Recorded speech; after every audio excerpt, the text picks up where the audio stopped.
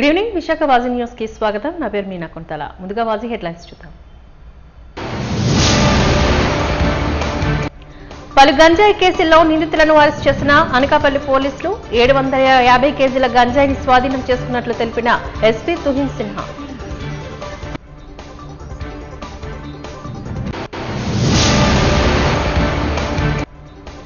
నకిలీ హాల్ టికెట్లను మంజూరు చేసిన కేఎంఆర్ కాలేజ్ యాజమాన్యంపై చర్యలు చేపట్టాలి. ప్రాంతీయ పర్యవేక్షణ అధికారి కార్యాలయం ముందు ఏబీవీపీ నాయకులు ఆందోళన.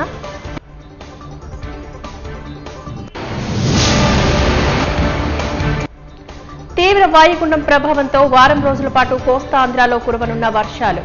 మత్స్యకారులను వేటకు వెళ్లొద్దని సూచించిన వాతావరణ శాఖ అధికారి జగన్నాథ్.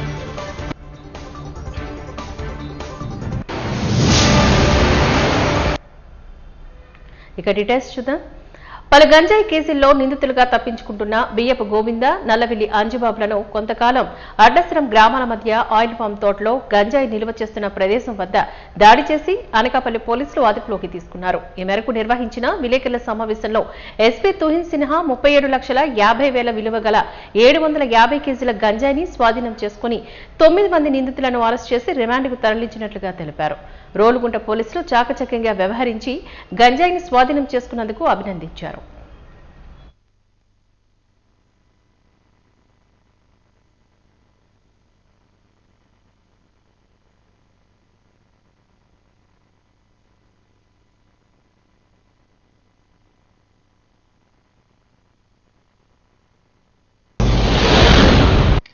ఎర్లీ మార్నింగ్ అవర్స్ లో మనకి ఒకటి ఇన్పుట్ వచ్చింది. Based on that input SI Rolugunta and SI Kothakota ఇద్దరు అది రెస్పెక్టివ్ టీమ్స్ తో పాటు రోలుగుంట పోలీస్ స్టేషన్ లిమిట్స్ లో కొత్తాలం అండ్ ఆదర్శ్రమ్ విలేజ్ అవుట్స్కర్ట్స్ దగ్గర చెకింగ్ చేసినప్పుడు ఒక vehicle, 3 motor cycles plus 9 accused అక్కడ గాంజాయితో పాటు దొరికారు. వెహికల్ చెకింగ్ చేసుకుంటే మనకి ఫస్ట్ 500 kgs గాంజాయి వెహికల్ లోనే దొరికింది. దాన్ని బేస్ చేసుకుని ఫర్దర్ ఇంటరోగేషన్ లో అదే same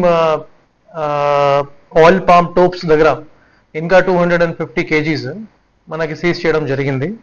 in total 750 kgs of ganja was seized from the spot. ఇందులో ఇన్ టోటల్ 9 persons ని ఆన్ ద స్పాట్ మన వాళ్ళు క్యాచ్ చేసి అరెస్ట్ చేయడం జరిగింది. ఇంకా 2 persons మనం ఐడెంటిఫై చేసాము, కానీ వాళ్ళు సీన్ నుంచి పారిపోయారు. మన team presently they are on the job to apprehend these fellows. ఈ స్టోరీ ఏమంటే మనకి లాస్ట్ 4 days బ్యాక్ కొంతమంది ఈ 600 kgs గాంజాయి పట్టుకుని ఈ ఆయిల్ టోప్స్ దగ్గర తీసుకుని వచ్చారు, అక్కడ డంపింగ్ చేసుకున్నారు. అండ్ ఈ రోజు మార్నింగ్ మళ్ళీ మనకి ఒకటి ఇన్ఫర్మేషన్ వచ్చింది that same gang of persons, group of persons same oil palm tops దగ్గర ఈ 150 kgs వరకు తీసుకుని వస్తున్నారు అలాంగ్ విత్ 1 car. దాన్ని బేస్ చేసుకుని ఇది సక్సెస్ఫుల్ గానే రేడ్ చేయడం జరిగింది. ముఖ్యంగా accused number 1 N Kothuru panchayati Rolugunta మండలం. ఆ వ్యక్తి పైన 4 ప్రీవియస్ కేసెస్ కూడా ఉన్నాయి, all NDPS cases. Rolugunta police station 2 cases, ఇంకా Golugonda 1 case, Narsipatnam town police station 1 case. So ఈ వ్యక్తి సంబంధించి మనం ఒక హార్డ్ అండ్ NDPS క్రిమినల్ కింద మనం పెడుతున్నాము. ఒక షీట్ కూడా ఆల్రెడీ అతని మీద ఉంది, ఫర్దర్ స్ట్రెంథెన్ చేసుకుంటున్నాము. ఈ వ్యక్తి అలాంగ్ విత్ అక్యూజ్ నంబర్ 2 అది మొత్తం ప్లాన్ చేసేసారు, కాన్స్పిరేషన్ చేశారు. Then they approached few of the mediators A5 and A6. వాళ్ళు ఒక Sileru plus Kalimela in Malkangiri district ఒక వ్యక్తితో కాంటాక్ట్ చేసి అక్కడ నుంచి ఇది 750 kgs గాంజాయి ట్రాన్స్పోర్ట్ చేయడం జరిగింది. ఇందులో మిగతా అందరూ అక్యూజ్ కూడా పైలట్స్, సప్లయర్స్ అండ్ మీడియేటర్స్ గానే యాక్ట్ చేశారు. ఇందులో ఈ కార్ డ్రైవర్ ని కూడా అరెస్ట్ చేయడం జరిగింది. రాష్ట్రంలోని దళితులపై జరుగుతున్న దాడులను అరికట్టేందుకు గాను ఏ ప్రభుత్వం కృషి చేయడం లేదు అంటూ బహుజన్ సమాజ్ పార్టీ రాష్ట్ర అధ్యక్షులు బందన్ గౌతమ్ కుమార్ ఆరోపించారు. తెనాలిలో జరిగిన దళిత మైనార్టీ యువకులపై పోలీసుల లాఠీ జులుంను వ్యతిరేకిస్తూ వాస్తవాలను తెలిపేందుకు డాబా గార్డెన్స్ ప్రెస్ క్లబ్ లో విలేకరుల సమావేశాన్ని నిర్వహించారు. ఈ సందర్భంగా ఆయన మాట్లాడుతూ గతంలోనే ఉన్న గంజాయి కేసులపై విచారణ నేపథ్యంలో 2 ఎస్సీ, 1 మైనార్టీ విభాగానికి చెందిన యువకులపై పోలీస్ కానిస్టేబుల్ చిరంజీవి మధ్య జరిగిన వ్యక్తిగత అంశాన్ని పరిగణలోకి తీసుకుని యువకులపై అత్యంత దారుణంగా లాఠీచార్జికి పాల్పడడం అవమాననీయమని అన్నారు. ఈ రాష్ట్రంలోని దళిత మైనార్టీలకు రక్షణ లేదంటూ ఆరోపించారు. తక్షణమే కేసు వెనుక ఉన్న అసలు వాస్తవాలను బయటికి తీసి ఆ యువకులను రక్షణ కల్పించాలంటూ కోరారు. జాన్ విక్టర్, అదేవిధంగా రెండో అబ్బాయి పేరేమో కరీముల్లా, ఇంకొక అబ్బాయి ఏమో రాకేష్. అంటే ఇద్దరు దాంట్లో ఎస్సీ మాల కులానికి సంబంధించిన అబ్బాయిలు ఉన్నారు, ఒక అతను ముస్లిం ఉన్నాడు. వీళ్ళని ముగ్గురిని కూడా ప్రతి సెంటర్ దగ్గరికి తీసుకొని పోయి వాళ్ళ కాళ్ళపైన విపరీతంగా కొట్టి వాళ్ళ బూటు కాలుతో తంతు బూటు కాలని వాళ్ళ పైన పెట్టి ఈ అంశాన్ని సోషల్ మీడియాలో చాలా బాగా వైరల్ అవుతా ఉంది. ఈ అంశం పైనే నేను మా బహుజన్ సమాజ్ పార్టీ గుంటూరు నాయకత్వాన్ని నిన్నటి రోజున తెనాలికి వెళ్ళాలని, నిజ నిజాలు అక్కడ ఏం జరుగుతోంది, అసలు ఏంటి, అసలు ప్రాబ్లం ఏంటి, అక్కడ ఏంటి, అసలు పిల్లలు తప్పుందా లేకపోతే పోలీసులదా అని చెప్పి విచారణ చేయమని చెప్పి నేను చెప్తే, నాకు మా బహుజన్ సమాజ్ పార్టీ గుంటూరు నాయకత్వం ఇచ్చినటువంటి క్రిస్టల్ క్లియర్ సమాచారం ఏంటంటే చిరంజీవి అనే ఒక కానిస్టేబుల్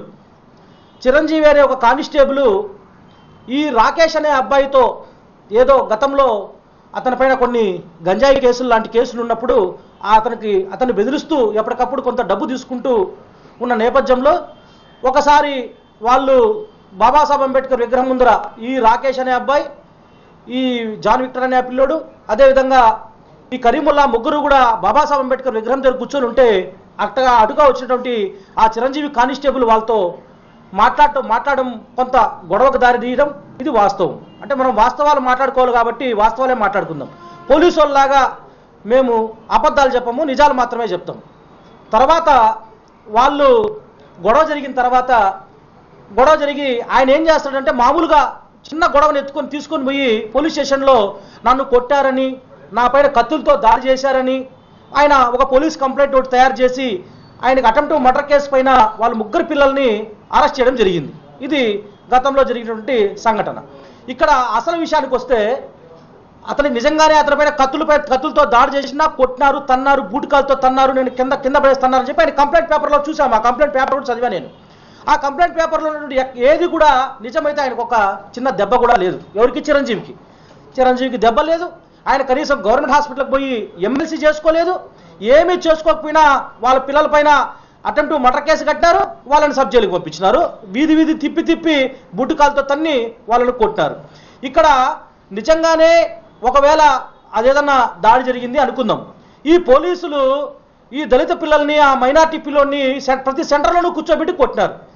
నేనేమడుగుతా ఉన్నానంటే నిజంగా ఆ పిల్లలు గతంలో తప్పు చేస్తున్నారు, వాళ్ళపైన అనేక ఆరోపణలు ఉన్నాయని చెప్పి మన దృష్టిలో కూడా ఉంది. దాన్ని మేము ఎంకరేజ్ చేయడం లేదు. వాళ్ళు తప్పు చేసి ఉంటే క్రమశిక్షణా పరంగా చర్యలు తీసుకోవాల్సిందే. అదేవిధంగా చట్టపరంగా వాళ్ళు శిక్షార్హులే, దాంట్లో ఎటువంటి సందేహం లేదు.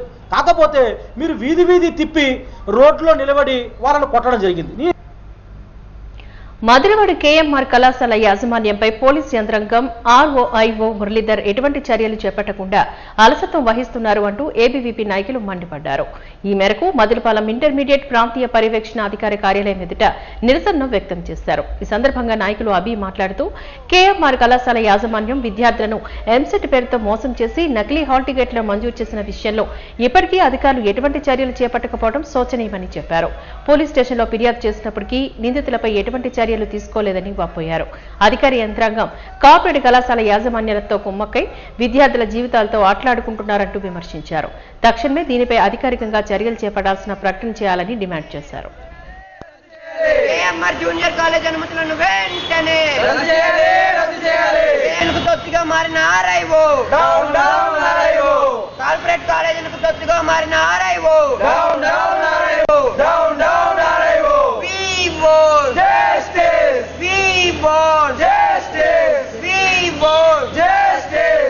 भारत माता की जय, भारत माता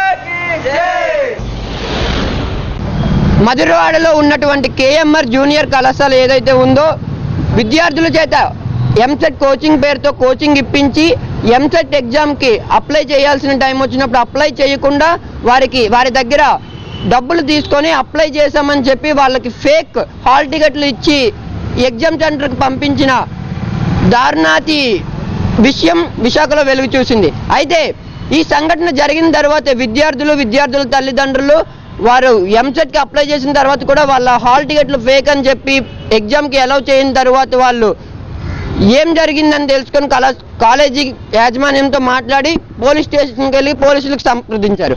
అయితే విశాఖపట్నంలో ఉన్నటువంటి ఆర్ఐఓ ఎవరైతే మురళీధర్ గారు ఉన్నారో ఇప్పటికీ కూడా ఈ సంఘటన మీద స్పందించకపోవడం అనేది అనుమానాస్పద విషయంగా ఉంది. ఆర్ఐఓ ఎవరైతే ఉన్నారో కార్పొరేట్ కళాశాలలకు తొత్తుగా మారి ఈరోజు ఈ కేఎంఆర్ కాలేజీని కూడా వెనకాల మోస్తున్నారు. అఖిల భారతీయ విద్యార్థి పరిషత్ తరఫున మేము ఏదైతే డిమాండ్ చేస్తున్నామంటే ఈ కేఎంఆర్ కాలేజీ ఏదైతే విద్యార్థుల జీవితాలతో చెలగాటమాడాలని చూసిందో ఫేక్ హాల్ టికెట్లు ఇచ్చి వాళ్ళ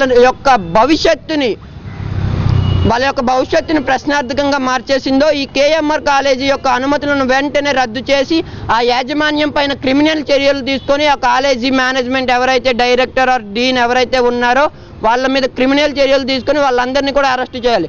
తక్షణమే వీళ్ళ మీద కఠిన చర్యలు తీసుకోవాలి. ఆర్ఐఓ గారు ఇప్పటికైనా స్పందించి వాళ్ళ మీద చర్యలు తీసుకుని ఆ కాలేజీ గేట్లను ముయ్యించి వాళ్ళ యొక్క అనుమతులను రద్దు చేయాలని చెప్పి డిమాండ్ చేస్తూ ఫీజులు వాళ్ళ దగ్గర ఏదైతే కోచింగ్ అని చెప్పి వాళ్ళ కాలేజీ ఇంటర్మీడియట్ నామ్స్కి వ్యతిరేకంగా పెద్ద మొత్తంలో ఫీజు కోసం ఎంసెట్ ఫీజు కోసం తీసుకొని ఆ తర్వాత ఎంసెట్ ఎగ్జామ్ కోసం కూడా వాళ్ళ దగ్గర నుండి ఫీజులు తీసుకొని చివరి సమయంలో వాళ్ళకి అప్లై చేయకుండా ఏం చేశారంటే ఫేక్ సర్టిఫికెట్లు వీళ్ళే మార్ఫింగ్ చేసి ఫేక్ హాల్ టికెట్లు ఇచ్చి వీళ్ళని ఎగ్జామ్కి పంపించారు. అప్లై చేయకపోతే చేయలేదు జరగలేదు అని వాళ్ళకి చెప్పుంటే వాళ్ళు ఏదో చేశారు. ఈరోజు ఫేక్ హాల్ టికెట్ల ద్వారా వాళ్ళు ఎగ్జామ్ సెంటర్లకు వెళ్ళిన తర్వాత వాళ్ళ మీద క్రిమినల్ కేసులు పడేది ఉంది. అయితే ప్రతి ఏటా 100 కోట్ల రూపాయల లాభాలను ఆర్జిస్తూ 2000 కోట్లకు పైగా క్యాపిటల్ నిధిని కలిగి ఉన్న పోర్టు హాస్పిటల్ను ప్రైవేటు పద్ధతిలో అభివృద్ధి చేయడానికై కార్మికులు వ్యతిరేకమని నాయకులు సత్యనారాయణ తెలిపారు.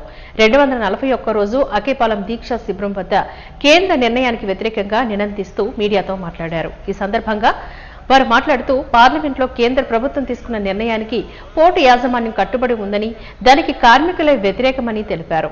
ఇప్పటికే 3 సార్లు టెండర్లు కాల్ఫర్ చేసినా ఎవరూ ముందుకు రాకపోవడమే అందుకు నిదర్శనమని వాపోయారు.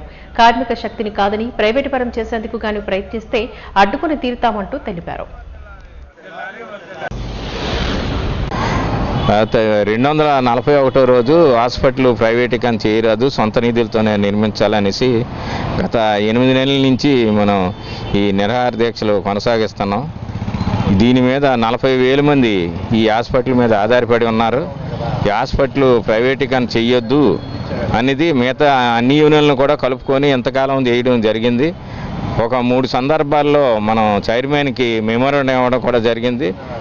ఈరోజు రేపు కూడా మెమోరాండం ఇవ్వడం జరుగుతుంది. ఎందువల్లంటే 3 సార్లు టెండర్స్ వచ్చి క్యాన్సిల్ అయిపోయింది. వాళ్ళు వస్తున్నారు కానీ ఈ కండిషన్లు మేము ఒప్పుకోలేము. మెడికవర్ అని ఇంకొక శీలనార్ ఉంది విమ్స్ హాస్పిటల్, వీళ్ళు కూడా కిమ్స్ హాస్పిటల్ కూడా మీరు చేయలేము, మీరు ఇచ్చిన డబ్బులు సరిపోవని 212 కోట్లు గవర్నమెంట్ అనౌన్స్ చేసింది. 300 బెడ్లతోని సమకూర్చాలని అభివృద్ధి చేయాలని. కానీ పోర్టుకి ప్రతి సంవత్సరం కూడా లాభాలు వస్తున్నాయి. ఈ సంవత్సరం 725 కోట్లు వచ్చింది, గత సంవత్సరం 386 కోట్లు వచ్చింది. ప్రతి సంవత్సరం కూడా 100 కోట్లు లాభాలు వస్తున్నాయి. తర్వాత రిజర్వ్ ఫండ్స్ 2000 కోట్లు పోర్టుకి ఉన్నాయి.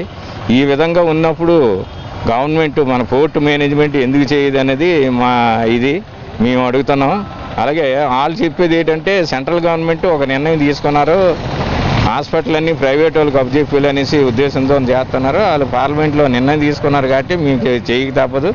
ఏమైనా పోర్ట్ హాస్పిటల్ ప్రైవేట్ వాడు అంగీకరించకపోతే అప్పుడు తర్వాత ఆలోచించి గవర్నమెంట్ సొంత నిధులతోనే కడతాను ఈ విధంగా అనేసి చైర్మన్ గారు చెప్పడం ఏంటంటే మనం సెంట్రల్ గవర్నమెంట్కి షిప్పింగ్ సెక్రటరీకి లెటర్ రాస్తాను అన్నారు. అంతకే అవ్వకపోతే మిగతా ఈ సంఘాలను అందరినీ కలుపుకొని విశాఖ సాగర తీరంలో జలకన్య ఎక్స్పో 2025 ప్రారంభమైన విషయం తెలిసిందే. విదేశీ జలకన్యలు విశాఖలో ఆతిథ్యాన్ని మెచ్చుకుంటున్నారు. సప్త సముద్రాలు దాటి విశాఖ తీరానికి చేరామని ఇక్కడ వారి ఆదరాభిమానాలు అమ్మను అర్పిస్తున్నాయని చెప్తున్నారు. ఇక్కడ సాంప్రదాయాలు, ఆలయాలు, పర్యాటక ప్రదేశాలు తమను ఎంతగానో ఆకట్టుకున్నాయి అంటూ ఉన్న జలకన్యతో మా ప్రతినిధి జ్యోతి face to face.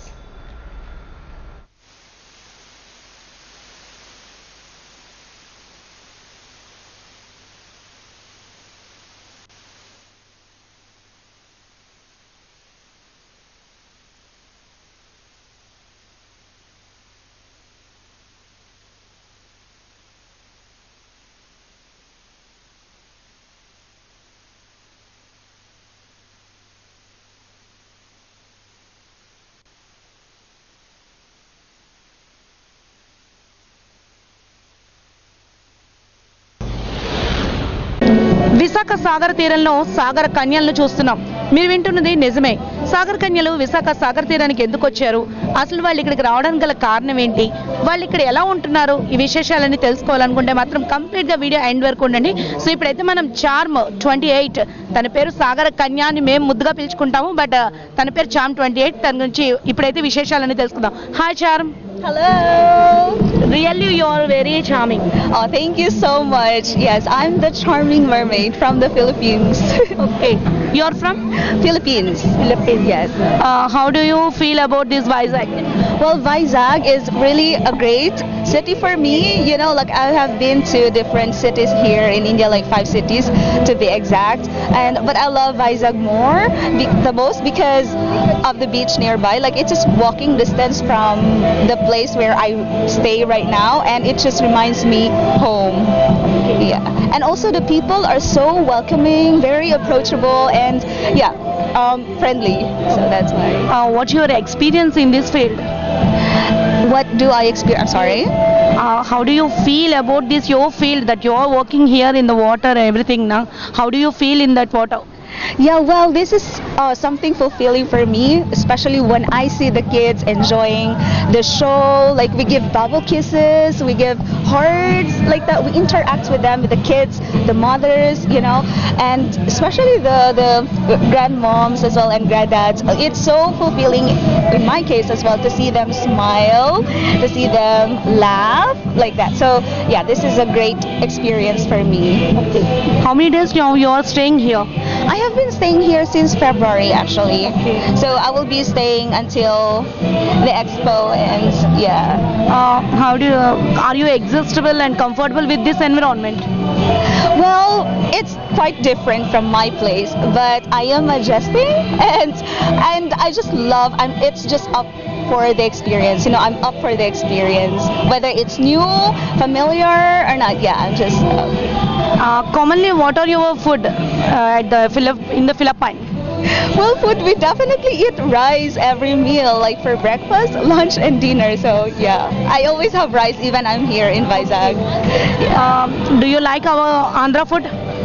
I tried roti, pulka, and those types of foods. Also gulab jamun. Yeah. And yeah, those I like them. Do you love gulab jamun? I do, because I'm into sweets actually. So yeah, I like it. Previously, you didn't taste the gulab jamun in your Philippines? Yeah, I think there's no such thing like that. How many years of working experience here? I have been free diving since 2019 in the Philippines. I'm a certified free diver, but I just started mermaiding since last year, and I'm a advanced certified mermaid. So yeah, mermaiding and free diving are two different water activities, but they're quite similar. Yeah. Is there any time period to stay in the water for this time only? After that, you have to come out. That is there any rules and regulations are there for your? Yes, definitely. It's not something that is recommended for everyone to do without proper training. So in our case, we went through proper training, especially in free diving. Like we have to train how to hold our breath longer. And for mermaiding, it's similar, but opposite at the same time. Because in here, in free diving, we have to preserve the water. We have to hold as long as we can. But in mermaiding, it's more on like exhaling, giving bubble kisses. We exhale air, so it's quite different. So it takes a lot of proper training as well, and but still enjoyable. Yeah. How you are feeling about our hospitality and maintaining and take care of you? As what they say, it's super. Yeah. Especially the management as well. I think they are caring and very protective of us. Yeah, and the even the audience, like, I don't know, like there's just something with their smiles, with their welcoming spirit, you know. Yeah. So are you happy with this experience with Vizag and India? Definitely, I would say yes. What do you see in our Vizag, not Expo? Do you see anywhere, do you roaming anywhere in Vizag? Yes, I've been to Roshikonda, to Kalasagiri, Bimili. Yeah, I think those tourist spots. Yeah. How do you feel that watching the places while you are watching the places?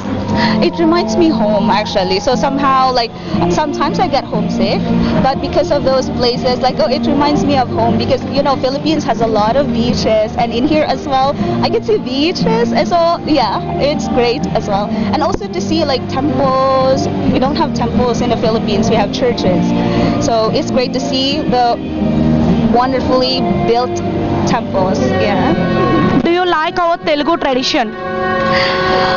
Honestly, I don't know much about Telugu tradition, but I know the word Jalakanya.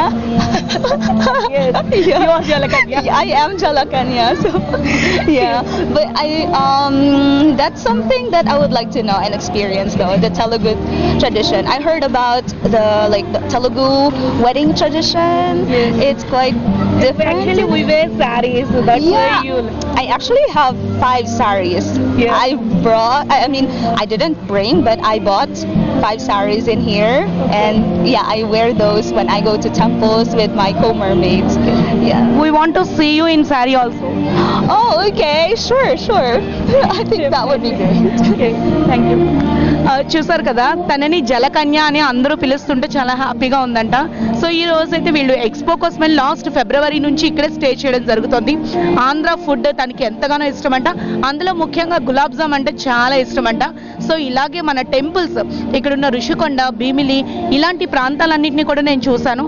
Telugu వాళ్ళు especially Vizag వాళ్ళు నన్ను చాలా బాగా attract చేస్తున్నారు. ఎందుకంటే వాళ్ళు నన్ను చూడగానే ఇచ్చే స్మైల్స్ కానీ, వాళ్ళు చూపించే ప్రేమ కానీ నన్ను చాలా, అంటే నేను నా నేటివ్ కంట్రీకి దూరంగా ఉన్నాను అనేటటువంటి ఫీలింగ్ లేకుండా నన్ను ఒక మెంబర్గా కలిపేసుకున్నారు అని చెప్తోంది మన చార్మి. సో ఈ రోజు అయితే మన సాగర్ కన్య మనోభావాలన్నీ మీరు తెలుసుకున్నారు కదా. సో ఈ ఎగ్జిబిషన్ని మాత్రం మిస్ అవ్వకండి, కంప్లీట్గా వచ్చి మీ ఫ్యామిలీతో ఎగ్జిబిషన్ చూడండి. అలాగే మన సాగర్ కన్య చార్మ్ 28తో మాట్లాడి మీ తాలూకా సెల్ఫీని కూడా ఇక్కడ చార్మ్ 28 ఇక్కడే ఉంటుంది. సో ఈ ప్లేస్లో మీ సెల్ఫీ కూడా తీసుకొని మీ అందరూ కూడా హ్యాపీగా చెప్పండి, జలకన్య we will see you again and again అని. ఓకే, ఇవి మన వైజాగ్ సాగర తీరంలో కొలువైన జలకన్య సాగర కన్య ఎక్స్పో తాలూకా విశేషాలు.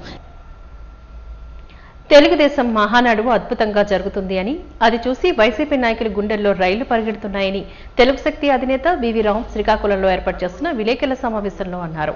మహానాడుకు అధికంగా హాజరు కావడం బాగా జరుగుతూ ఉండడంతో జగన్ కు మతిపోయి ఏదేదో మాట్లాడుతున్నారని, బ్లాక్మెయిల్ రాజకీయాలతో పాల్పడుతున్నారంటూ ఆరోపించారు. ఎవరెవరు ఎటువంటి అక్రమాలకు పాల్పడుతున్నారు, వారి పని పడతామని జగన్ బెదిరిస్తున్నారని, విదేశాల్లో ఉన్న లాక్కు వచ్చి పని పెడతామని అనడం జగన్ ఎంత భయపడుతున్నాడో అర్థమవుతుందని అన్నారు. జగన్ మాటలు విని కార్యకర్తలు వారి కుటుంబాన్ని నాశనం చేసుకోవద్దని, అనవసరంగా జగన్ రెచ్చగొట్టే విధంగా మాట్లాడుతున్నారని, జగన్ అసలు నమ్మొద్దని, ఆయనది అంతా రౌడీయిజం అని తెలియజేస్తారు. అంటే రౌడీయిజాన్ని, గోండాయిజాన్ని చేయకుండా జగన్మోహన్ రెడ్డి అడుగుతున్నారు. ఇవాళ 5 సంవత్సరాల్లో నీ రాష్ట్ర పరిపాలనలో రాష్ట్రం పూర్తిగా భ్రష్పడించావు. ఆంధ్రప్రదేశ్ అంటేనే జనాలు భయపడేలా చేశావు.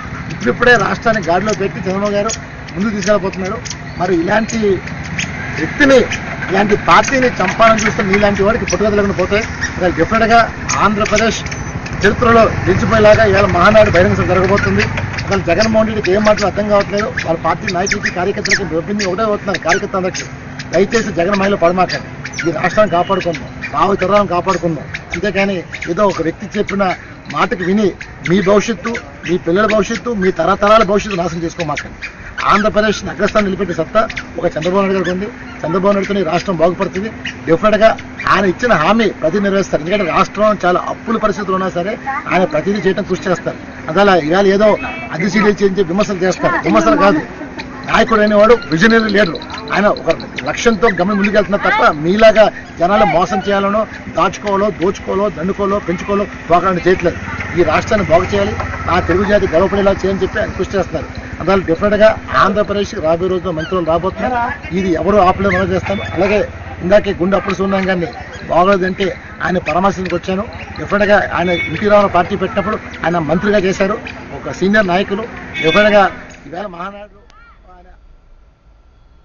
యోగాంధ్ర సాధనలో భాగంగా రాష్ట్ర ప్రభుత్వ ఆదేశాల మేరకు పర్యాటక కేంద్రమైన బొర్రా గుహాల వద్ద 1100 మందితో యోగా సాధన కార్యక్రమాన్ని జిల్లా సంయుక్త కలెక్టర్ మరియు పాడేరు ఐటీడీఏ ప్రాజెక్టు అధికారి డాక్టర్ ఏఎన్జే అభిషేక్ గౌడ గురువారం ఉదయం పర్యాటక యోగాను ప్రారంభించారు. ఈ సందర్భంగా జేసీ మాట్లాడుతూ ప్రజలందరూ యోగా సాధనలో భాగస్వామ్యులు కావాలి అంటూ విజ్ఞప్తి చేశారు. జిల్లా నుంచి 4,32,545 మంది ప్రజలు యోగాలో భాగస్వామ్యులు కావాల్సి ఉండగా ఇప్పటి వరకు 1,54,421 మంది మాత్రమే నమోదు చేసుకున్నారని, మిగిలిన వారు త్వరితగతిన నమోదు చేసుకోవాలని జేసీ సూచించారు.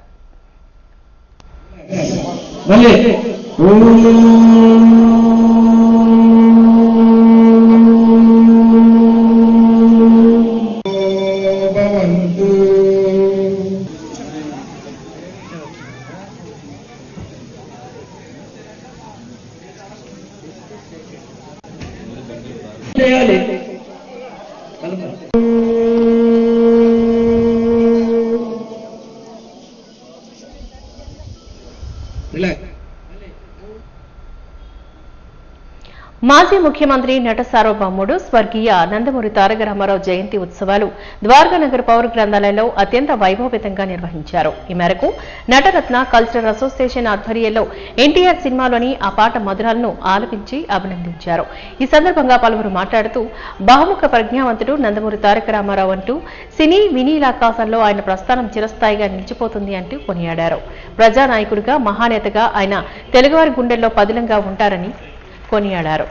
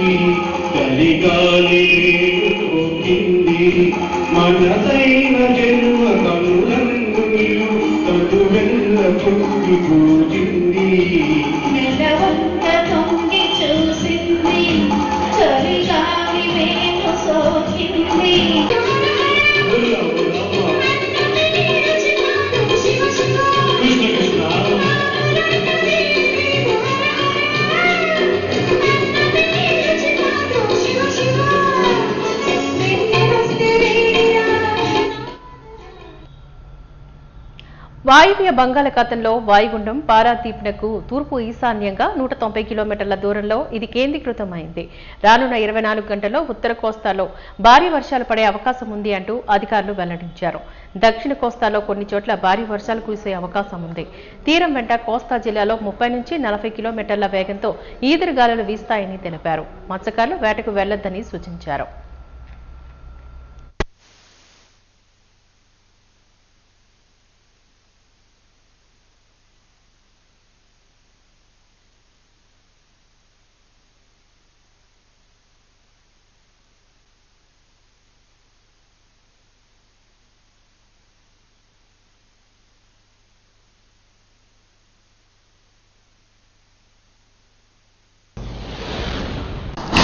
వాయువ్య బంగాళాఖాతం ఒరిస్సా తీరం ఆవల ఉన్న సుస్పష్ట అల్పపీడనం ఈరోజు ఉదయం వాయువ్య బంగాళాఖాతం మరియు వెస్ట్ బెంగాల్ బంగ్లాదేశ్ తీరాల ఆవల ఒక వాయుగుండంగా కాన్సన్ట్రేట్ అయింది. ఇది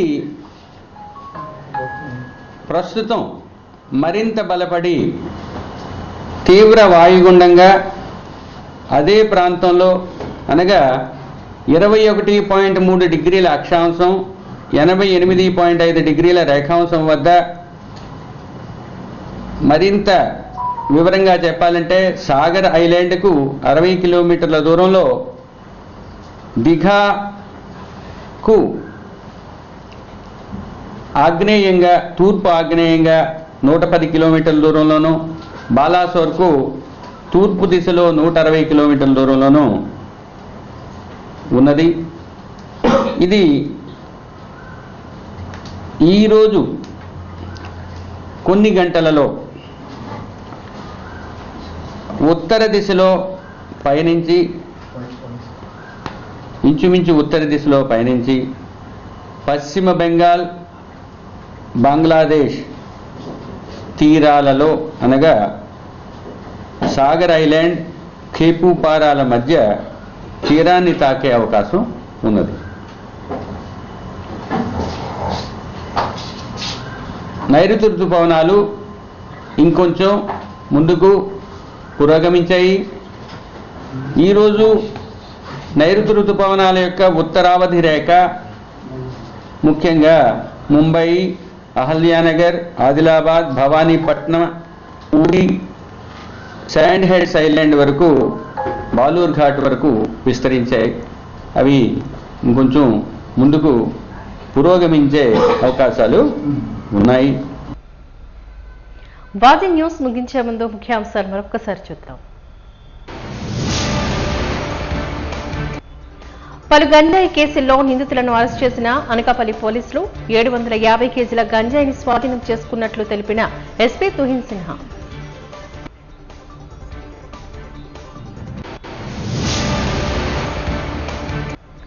నకిలీ హాల్ టికెట్లను మంజూరు చేసిన కేఎంఆర్ కాలేజ్ యాజమాన్యంపై చర్యలు చేపట్టాలి. ప్రాంతీయ పర్యవేక్షణాధికారి కార్యాలయం ముందు ఏబీవీపీ నాయకులు ఆందోళన.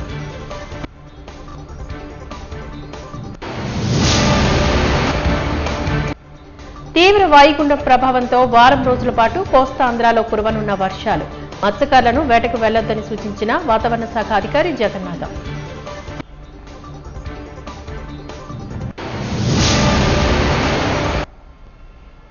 బాజీ న్యూస్ ఇంతటితో సమాప్తం. నమస్కారం.